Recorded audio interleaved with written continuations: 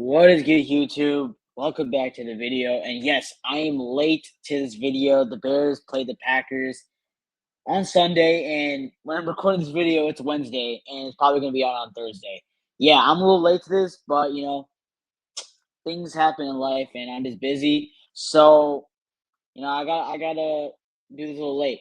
But yeah, the Chicago Bears lost to the Green Bay Packers 28-21 in Lambeau Field.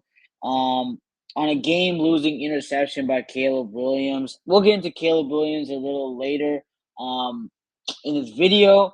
But honestly, my overall thoughts of this game, I just want to give you guys my simple thoughts and just what I took away from this game because yes, this was a really good game. Honestly, one of the best games I've seen the Chicago Bears play against the Green Bay Packers. And, we were competitive. And, I mean, the first half, it was basically a tale of two halves, right? You start off the game, you get that interception from C.J. Gardner-Johnson, and then from Jordan Love, you get no points out of it. They march down the field. They score a touchdown. Then you answer with 3 points, and then they end the half with a touchdown to Bo Melton. And look, Jordan Love, he looked great. Like he looked amazing against the Packers. He looked calm, collected.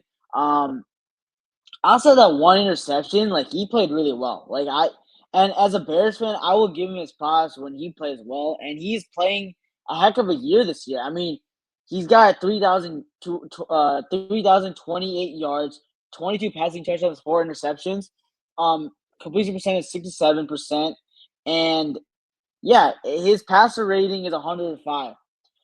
And specifically in this game, he had 234 yards, 3 passing touchdowns, 17 for 25, and 120 rating. He was amazing against the blitz, and he just diced up this defense. And look, I get it. This defense still not fully healthy. You don't have Tremaine Edmonds, but you did have TJ Edwards come back this game.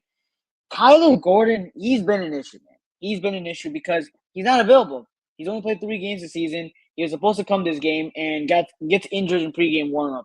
And I'm concerned for Kyler Gordon when it comes to the long term for the Chicago Bears because he did sign that extension, but he's not worth that money right now because he's just not available. The best stability is availability. But yeah, I'll say that Jordan Love played amazing. So yeah, I'll give the Packers a lot of credit there, and I give Matt LaFleur a lot of credit, man. I mean, he called a really good game. One thing Matt LaFleur is really good at is getting his wide receivers open. He will scheme an insane offense. So, the Packers are a great team, and they proved in this game that they were the better team. Now let's get to the Chicago Bears because that's why you guys clicked on this video because we're a Bears channel. We like to talk about the Bears. Where do we start?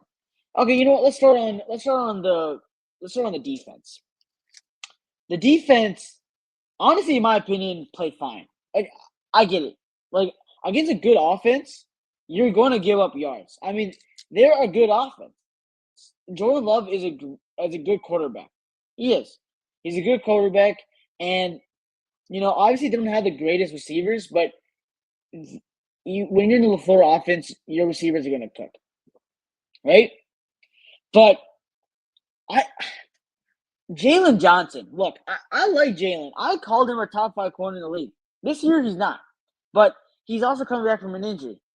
That was just lazy, man. And the play I'm talking about is it was a third down play in the red zone, and you had a chance to tackle the guy, and you just didn't, and Josh Jacobs went for 20 yards. You can't let that happen, man. You're getting paid $19 million. You have to play better, and I get it. And look, I'll give him the benefit of the doubt because, he's coming back from injury, and it's great, and it's a miracle that he's playing right now because there was a chance that he was not going to play the whole season. So I'm happy he's here. But God, man, you got to play better. You got to make an impact because you haven't made an impact yet. You haven't. But, again, you're on a pitch count, so I'll give you the benefit of the doubt. You got to play better. Another guy I think needs to play better is Gervon Dexter and that defensive line. Look, Montez Sweat got that sack on Jordan Love, but outside of that, Jordan Love could bake a cake. He could talk to his wife. on his phone. Like, he can do anything. Dap up his teammate. Like, he had all the time to throw the ball, man. All the time to throw the ball. And then when we blitzed him, quick slant route to Christian Watson, touchdown. Like, this defense cannot get pressure. It just cannot get pressure on a decent O-line. And I think the Packers have a good O-line, but I don't think they have the greatest O-line. You could get any pressure on them. And then like the corners, man. Coverage was just bad. It was bad. I get it. You're going to give up yards, like I said before.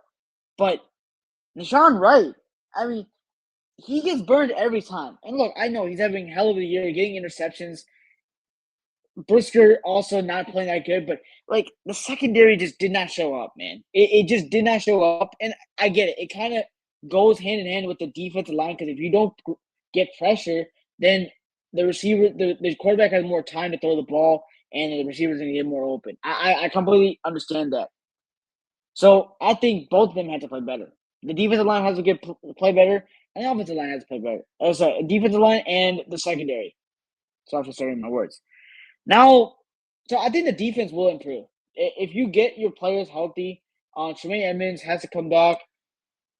I hope Kyler Gordon comes back, man, because he's getting paid a hell of a money, and he's a good player, man.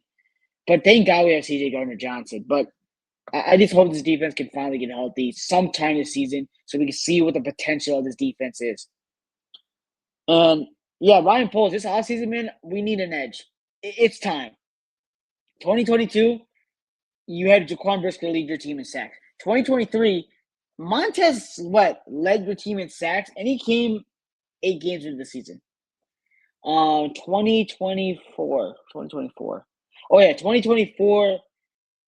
I think Montez Sweat also led your team in sacks. He had a down year of 5.5 sacks. He had a terrible year. So you need a guy. So if Max Crosby's on the board, you go take him. Myles Garrett. I mean, or just get somebody, man. Get somebody. Because Green Bay did it. They got Micah Parsons, and look at their defense. It changes. You need a playmaker like a Max Crosby, or a Myles Garrett to help this defense. Now, I talked enough about the defense. Let's talk about the offense. Let's talk about Caleb Williams, man. Look, I like Caleb. I do. I think he's a good quarterback. But the stats have to show something, man. 57.8% completion percentage is disgusting. Look, again, I'll not ignore it. He makes clutch throws. He makes adjustments, and he played better in the second half. I'll give that to him. Also, the interception, which he threw late. But, dog, you can't be missing your wide open receivers, man. And I get it. Sometimes the receivers be dropping it, but this game, Loveland dropped one pass. Other than that, the receivers are catching the ball. You have to. And look, again, Caleb makes these insane throws. That touchdown to Zacchaeus, really good. Good play call by Ben to throw it for Caleb to the touchdown to Loveland. That on the move throw to Cole Kmet on the sideline, amazing throws. He makes those. It's just very annoying to see that he misses these wide open throws. And here's the thing: he can improve if he can get that into a consistent level where he can hit the easy ones. Man, this guy has the potential to be one of the best quarterbacks in the league, man. He has the potential, man. He does. But he has to make those easy throws, man. You can't just be Houdini all the time and rely on your athleticism to get you wins, man. It's just not gonna happen. And then Ben Johnson, man. I like Ben. He's having a heck of a year. I'm not really gonna complain that much. He transformed our team to a 9-win team right now, and I think we're going to make the playoffs. But, Ben, look, your quarterback's struggling, man. Run the damn ball. If you saw me in Soulback Sports, we went live. I was just harping. Run the damn ball. You did that against the Philadelphia Eagles, and they couldn't stop you. You did it when you ran the ball against the Packers. They couldn't stop you. 4th and 1, run the ball. Run the ball. Run the ball. Run the ball again. Make them stop you twice in a row. I don't care. Because this team is a run-first team. Run the ball. You get the first down, you call a timeout, and you have 2 timeouts, man, to hit in the end zone and then go for the 2-point conversion and win this game. We have a different story. So I think Ben's gonna learn from that. I'm not worried about that. But yeah, Caleb's got to hit. Caleb's got to hit his open receivers, man. That accuracy has been an issue for him. And look, I'm a Bears fan, but I'll admit that. I will say when he's playing bad, and he's not played good this season. Has he made improvements? Yes, but his completion percentage has gone 5% down from last year. As bad as it was last year, it's gone down. The one thing he's been really good this year is avoiding sacks and not taking those unnecessary sacks, which is really good. That's very good. He makes clutch throws. He knows how to make those throws, man, and he's running the ball better.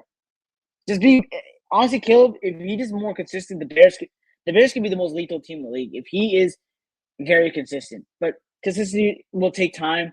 I don't expect him to go out there against Cleveland and the Packers and just be consistent. But if he can just hit those easy ones, man, we're talking about a different story here.